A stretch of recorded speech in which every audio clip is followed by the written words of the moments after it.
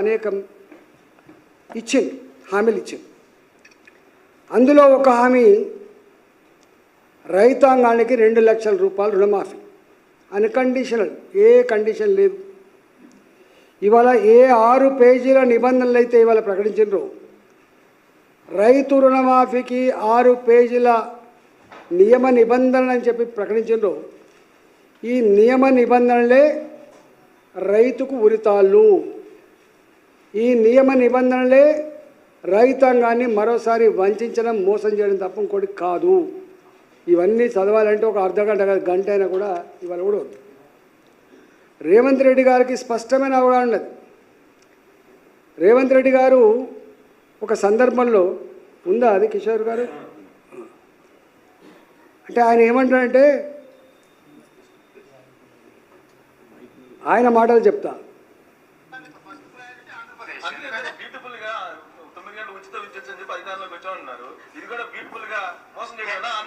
నేనేమంటున్నా అంటే ఆంధ్ర తెలంగాణ కాదు, మొత్తం భారతదేశంలో ప్రజలు మమ్మల్ని రాజకీయ నాయకులు మోసం చేయాలని కోరుకుంటుండ్రు. ప్రజలు మేము నిజం చెప్తే వాళ్ళు నమ్మడం కాదు, ఇష్టం ఉండదు వాళ్ళకు. నమ్మకపోవడం వేరు. నేను నిజం చెప్పినానుకో, ఇది ఫ్యాక్ట్ అని చెప్పినానుకో, రేవంత్ రెడ్డి మంచోడు కదా, ఆయనకి ఇష్టం లేదు, ఆయన కాదు కాబట్టి ఆయన అదే చెప్తారు. అంటే భారత ప్రజానీకం గురించి తెలంగాణ ప్రజానీకం గురించి రేవంత్ రెడ్డి గారు మాట్లాడిన మాట మీరు విన్నారు. ఏమంటాడు ఆయన? రాజకీయ పార్టీలు, రాజకీయ నాయకులు ప్రజల్ని మోసం చేయాలని చెప్పి ఎదురు చూస్తారట. అంటే ఎంత అవమానకరం ఇది. బాధ అంత ఏంటంటే, అసలు ప్రజలకు మరి మాటలు గుర్తున్నాయా లేవా? భారత ప్రజానీకం కానీ తెలంగాణ ప్రజానీకం కానీ రాజకీయ నాయకులు, రాజకీయ పార్టీలు మోసం చేయాలనే చూస్తారు, మోసం చేసే నాయకులనే నమ్ముతారు అని. ఇక ఈ మాట అన్న తర్వాత ఇక రేవంత్ రెడ్డి గారు 6 గ్యారంటీల గురించి, 66 హామీల గురించి, 420 రకాల పనుల గురించి ఏం చెప్తాం మనం? మనకన్నా ఉండాలి కొంచెం. ఆయన స్పష్టమైనటువంటి అవగాహన ఉన్నది ప్రజల పట్ల, ప్రజల సైకాలజీ పట్ల, ప్రజల యొక్క ఆలోచన పట్ల ఇంత ఉంది.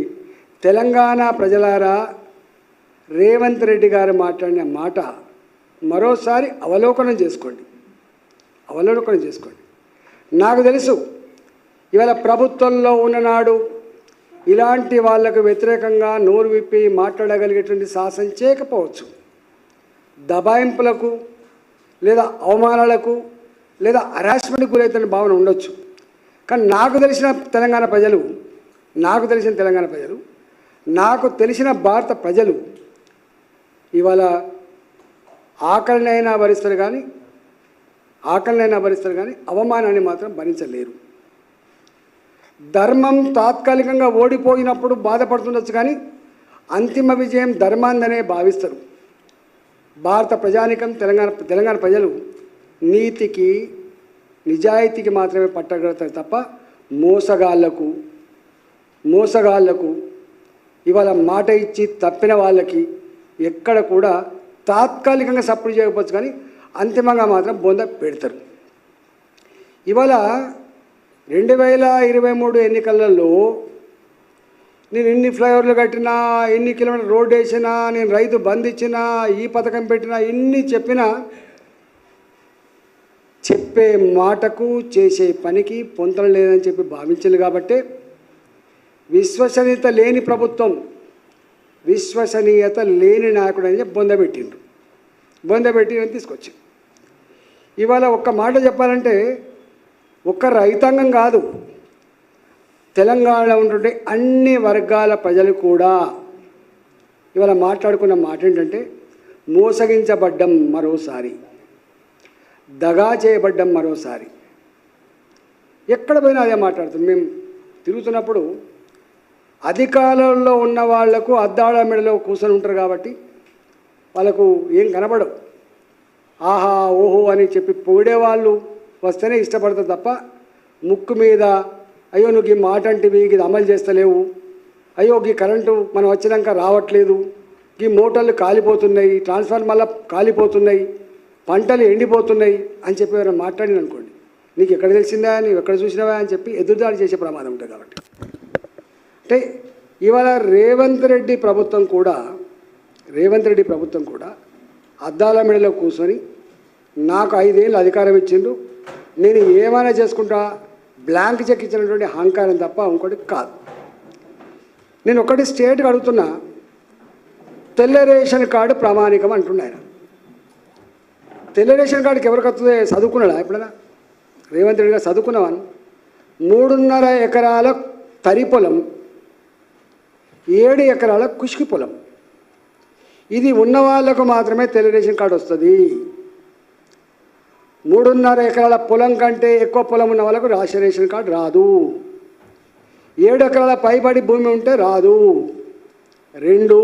రెండవది 10 ఏళ్ళు అవుతుంది. నేను కూడా మన మంత్రిగా ఉన్నప్పుడు మా ముఖ్యమంత్రి గారు చెప్పినాం అన్నాడు, తెల్ల రేషన్ కార్డు ఇవ్వక 10 ఏళ్ళు అవుతుంది. మరి 10 ఏళ్ళ నుంచి తెల్ల రేషన్ కార్డు లేదని నువ్వే చెప్పినావు. మీరు ప్రభుత్వం రాగానే రేషన్ కార్డుల కోసం దరఖాస్తు తీసుకొని ఇప్పటిదాకా ఇవ్వలేదు. రేషన్ కార్డు ప్రింట్ చేసేయడానికి ఈ హైటెక్ యుగంలో 7 నెలలు పడుతుంది, ఇవ్వలేదు. అంటే రేషన్ కార్డు, తెల్ల రేషన్ కార్డు రావడానికి 3.5 ఎకరాలే, అంటే 3.5 ఎకరాల పైబడి తరి పొలం ఉన్న వాళ్ళకు రేషన్ కార్డు ఉండదు కాబట్టి రుణమాఫీ చెయ్యవు. 7 ఎకరాల మెట్ట భూమి ఉంటే రేషన్ కార్డు రాదు కాబట్టి అంతకంటే ఎక్కువ ఉంటే నువ్వు దీనికి ఇవ్వవు. రేషన్ కార్డు కొత్త వాళ్ళకు 10 ఏళ్ళ నుంచి వస్తలేవు కాబట్టి, కుటుంబాలు ఏర్పడ్డప్పటికి కూడా, కుటుంబాలు వేరుగా జీవిస్తున్నప్పటికి కూడా, పాస్ పుస్తకాలు భూములు విడిపోయిన ప్రకారంగా పంచుకున్నప్పటికి కూడా ఒకటే రేషన్ కార్డు ఉంటుంది కాబట్టి ఒకరికే ఇస్తావు తప్ప విడిపోయిన కొడుకులకు నువ్వు భూమి ఇచ్చే ప్రసక్తి, నువ్వు రైతు బంధు ఇచ్చే ప్రసక్తి లేదు. అంటే పొమ్మనక పొగబెట్టినట్టు తప్ప, ఎగబెట్టుడు తప్ప ఇంకోటి లేదు. దీని మీద తెలంగాణ రైతాంగం, ఏ 69 లక్షల మంది తెలంగాణ రైతులు ఇవాళ రుణమాఫీ జరుగుతుంది, మా అప్పుల ఊపి నుంచి బయటపడతాం, మేము ఎగబెట్టిన రైతులు ఎక్కడున్నారా అంటే తెలంగాణ ఉన్నారనేటువంటి అవమానం పోతుంది అని చెప్పి ఏదైతే ఎదురు చూసిందో వాళ్లకు నిరాశ తప్ప ఇంకోటి లేదు. ఇవాళ ఈ రేషన్ కార్డు పెట్టినామంటేనే ఇది ఒక అవమానం. రెండవది, ప్రభుత్వ ఉద్యోగి రేషన్ కార్డు ఉండదు, రిటైర్డ్ ఉద్యోగులు రేషన్ కార్డు ఉండదు, ఆర్టీసీ కార్మికులు రేషన్ కార్డు ఉండదు, చివరికి అవుట్సోర్సింగ్లో పనిచేసే 12,000 13,000 ఉద్యోగులు రేషన్ కార్డు ఉండదు, సింగరేణి కార్మికులు రేషన్ కార్డు ఉండదు, రాదు రేషన్ కార్డు. అంటే వీళ్ళందరూ కూడా ఊర్లల్లో 2 ఎకరాలు 3 ఎకరాలు భూమి కలిగి ఉండి ఆ మట్టిని నమ్ముకొని ఊరిని వదిలిపెట్టలేక, ఆ వ్యవసాయ బంధాన్ని విడిచిపెట్టలేక వ్యవసాయం చేస్తున్నావు. వాళ్ళందరికీ నువ్వు ఎగనామం పెట్టినట్టు లెక్క, అంటే నువ్వు ఇవ్వనట్టు లెక్క. నువ్వు రైతు రుణమాఫీ చేయవు. ఇవాళ అంటున్నారు, ఎవరైతే ఇన్కమ్ ట్యాక్స్ పే చేస్తున్నారో వాళ్ళకు కూడా నువ్వు ఇవ్వమని అంటున్నావు. ఇన్కమ్ ట్యాక్స్ ఇవాళ పెద్ద పెద్ద కంపెనీలు మాత్రమే ఇన్కమ్ ట్యాక్స్ పే చేస్తలేవు. ఇవాళ ఇన్కమ్ ట్యాక్స్ పే చేస్తారు ప్రభుత్వ ఉద్యోగులు, సింగరేణి కార్మికులు, రిటైర్డ్ ఉద్యోగులు, అన్నిటికంటే మిక్కిలి రైతులు కూడా అక్కడక్కడ ఇల్లు కట్టుకోవాలన్నా, ఏవో కారు కొనుక్కోవాలన్నా, కొడుకును అమెరికా పంపించాలన్నా కూడా క్రిసిల్ రేట్ల మీద మాట్లాడుతున్నారు. క్రిసిల్ రేట్స్ అని మాట్లాడుతున్నారు. అంటే బ్యాంకులలో మాకు అకౌంట్లు ఉండాలి, మాకు ఇన్కమ్ ట్యాక్స్ పే చేసినట్టు కూడా ఉండాలి అని చెప్పి వాళ్ళు కూడా ఈ మధ్యకాలంలో ఇన్కమ్ ట్యాక్స్ పే చేస్తున్నారు. 5,000 పే చేస్తారా, 10,000 పే చేస్తారా అంటే ఇన్కమ్ ట్యాక్స్ పే చేస్తున్నారనే పేట నిజమైన భూమిని నమ్ముకున్న రైతులందరికీ కూడా నువ్వు ఎగనామం పెట్టే ప్రయత్నం చేస్తున్నావు. దీంట్లో నేను అడుగుతున్నా రేవంత్ రెడ్డి గారిని, సరే నీ మాట చాలా స్పష్టంగా అర్థమైపోయింది, మోసం చేసే వాళ్ళని నమ్ముతారు కాబట్టి మోసం చేస్తున్నా నిన్ను నమ్ముతారు, తాత్కాలిక నమ్ముతారు. నేను అడుగుతున్నా, ఏ సోనియా గాంధీ గారు పుట్టినరోజు సందర్భంగా ఇస్తా అని చెప్పినవో, దేవత అని చెప్పినవో, దేవత మీద ప్రమాణం చేసిన మీరు మొన్న జోగులాంబ, మా యాదగిరి నరసింహ, మా వేమరాడ రాజన్న, మా భద్రాద్రి రాముడు, అన్ని దేవతల మీద శివలాల్ మహారాజు అన్ని దేవతల మీద కూడా ప్రమాణం చేశారు. అంటే నీ మాటకు నమ్మకం పెడతలేరని చివరికి దేవుళ్ళను కూడా అడ్డం పెట్టుకొని చేసావు. నేను అంటున్నా, తెలంగాణ ప్రజలారా, ఎన్నికల ముందు కావచ్చు, ఎన్నికల తర్వాత కూడా కావచ్చు, రేవంత్ రెడ్డి గారు ముఖ్యమంత్రి హోదాలో రైతు రుణమాఫీ గురించి మాట్లాడినటువంటి మాటలన్నీ కూడా మీరు వినండి. నేను వారు ఎన్నికల ముందు మాట్లాడి ఇంకెంత మాట్లాడి అంటే మీరు ఎందుకు కడుతున్నారు రుణాలు, ఒకవేళ మీరు ఏమైనా కట్టిన వాళ్ళు ఉంటే మళ్ళీ అర్జెంటుగా బ్యాంకుకు పోయి 2 లక్షల రూపాయలు రుణం తీసుకో. ఇది రేవంత్ రెడ్డి గారు మాట్లాడండి. నిజంగానే పుసుకునే నా మాట నమ్మి కనుక తీసుకుంటే కథమైపోతుండే వాళ్ళు. చివరికి రైతులు అక్కడక్కడ రీషెడ్యూల్ చేసుకున్నారు. బ్యాడ్ ఉండద్దు, బ్యాంకుకు బ్యాడ్ అకౌంట్స్ ఉండొద్దని, రైతులు కూడా బ్యాడ్ పేరు రావద్దని చెప్పి మళ్ళీ రాబోయే కాలం రుణం పొందాలన్నా లేకపోతే ఇంకేమైనా కావాలన్నా ఆ క్రిసిల్ రేట్ తగ్గిపోద్దని చెప్పేసి రీషెడ్యూల్ చేసుకుంటారు. రీషెడ్యూల్ చేసుకున్న రైతాంగాన్ని రుణమాఫీ ఉండదు. ఎన్ని నిబంధనలకి ఒక్కదానికే రేషన్ కార్డు కానీ సగం పోయింది, ఇన్కమ్ ట్యాక్స్ కానీ ఇంకో 20% పోయింది. ఇప్పుడు రైతులు కూడా అప్పుడప్పుడు వాళ్ళ పిల్లలు ఫారెన్ పోవాలన్నా, వాళ్ళ పిల్లలు ఎక్కడైనా ఇండస్ట్రీ పెట్టుకోవాలన్నా, సొంత కాలం మీద ఏదైనా పెట్టుకోవాలంటే, రుణానికి పోవాలంటే పాత రుణం కట్టకుండా కొత్త రుణం ఇయ్యము. అట్లా కూడా కట్టిండు వాళ్ళు. అంటే రైతులు వాళ్ళ అవసరాల కోసం కట్టిన రుణాలు ఉంటే కూడా నువ్వు పైసలు ఇవ్వవు, రీషెడ్యూల్ చేసుకోవడానికి కూడా పైసలు ఇవ్వవు.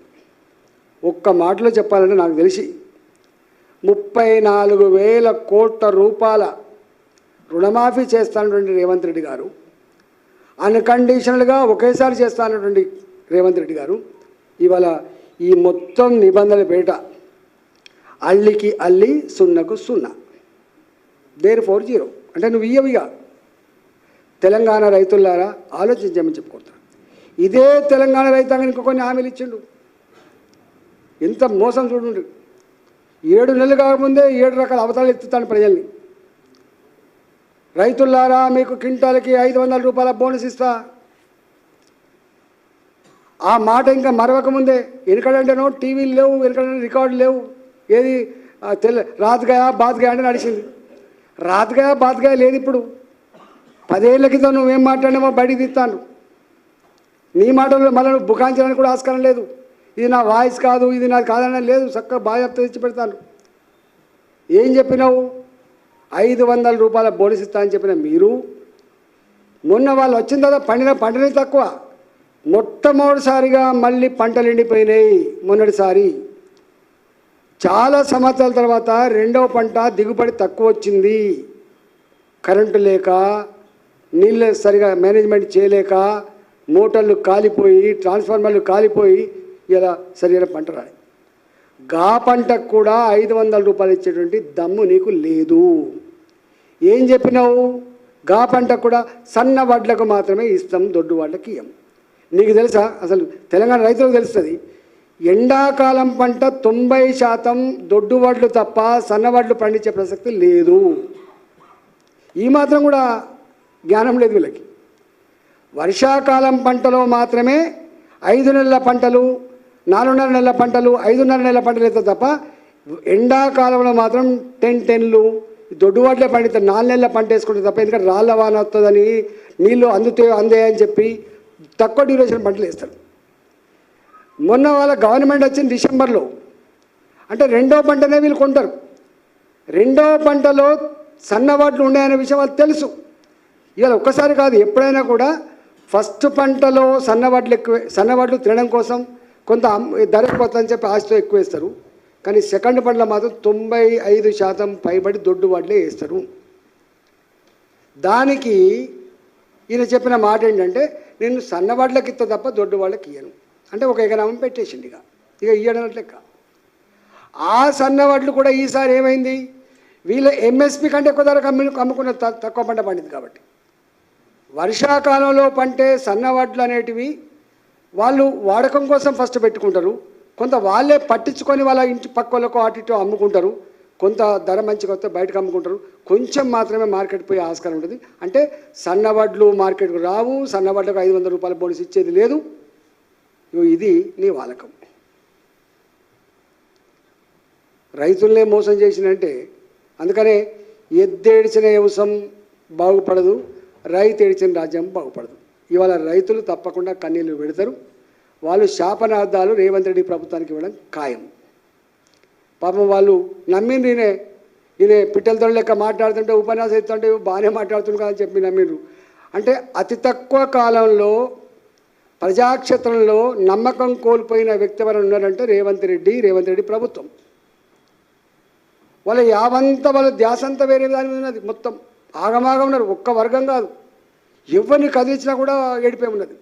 ఇల్లు కట్టుకుంటూ ఏడుస్తూనే ఉన్నాడు, పర్మిషన్కి పైసలు అడుగుతున్నారు.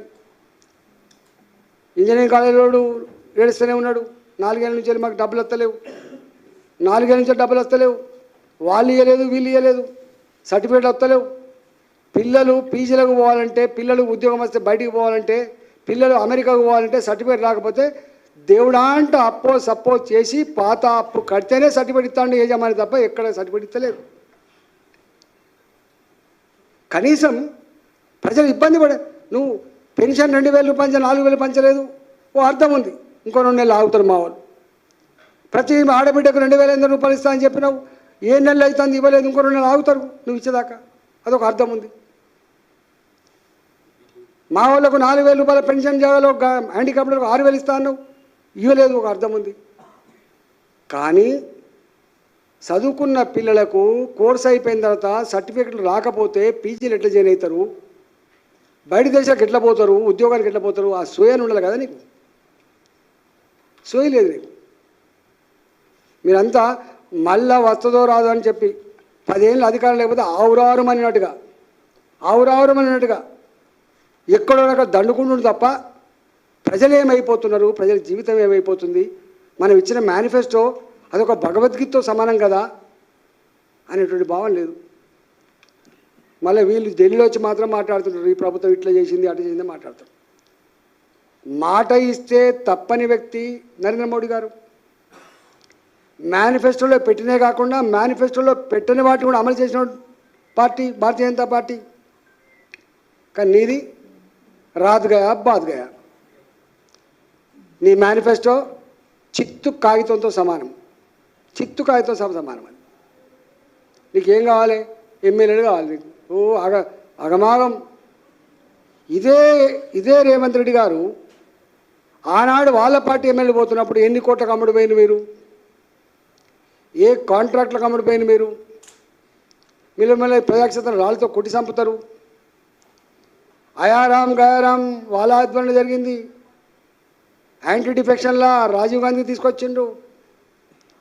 ఇవాళ మళ్ళీ మేనిఫెస్టోలో పెట్టిన రాహుల్ గాంధీ గారు ఏమని, ఒక పార్టీలో గెలిచి ఇంకొక పార్టీలోకి పోతే మొత్తం శాశ్వతంగా రద్దు చేయాలని చెప్పిండు సభ్యత్వాన్ని.